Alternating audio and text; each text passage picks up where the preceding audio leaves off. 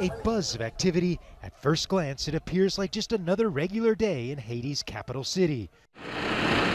But don't be fooled. This is a country again dealing with a political and economic crisis. Port-au-Prince has in recent days been the scene of large-scale protests.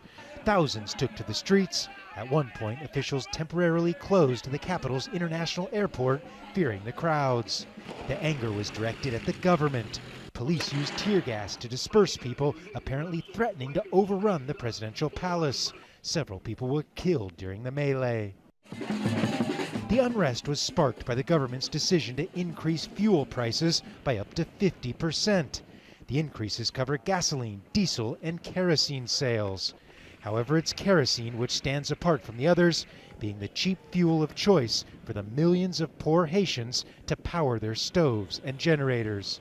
People in this economically impoverished country, most of whom make less than a couple dollars a day, are furious at what they view as an inept and corrupt government. The fuel hike was the last straw. We are taken to the streets because the president is keeping the people hostage. Everything is overpriced, unemployment is high, and people are hungry.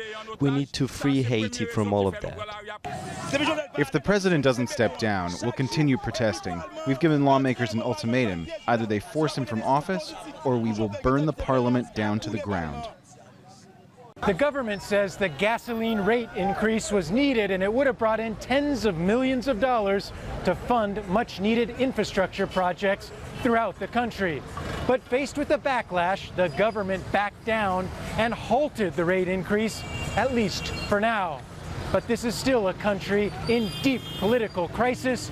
People here saying they'll go back on the streets to protest until there's a change in government. Georges LUCIEN is a historian and political analyst who says these protests are different from the ones in the past because now the anger is focused not only on the political leaders, but also at the business leaders as well.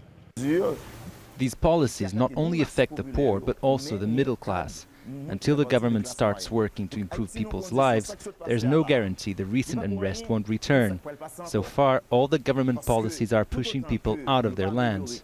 They are building sweatshops and other industries for imports, but ignoring local production. Haiti on edge, a proposed fuel price hike is now the fuel inflaming the angers of a long-suffering people. Gabriel Elizondo, Al Jazeera, Port-au-Prince.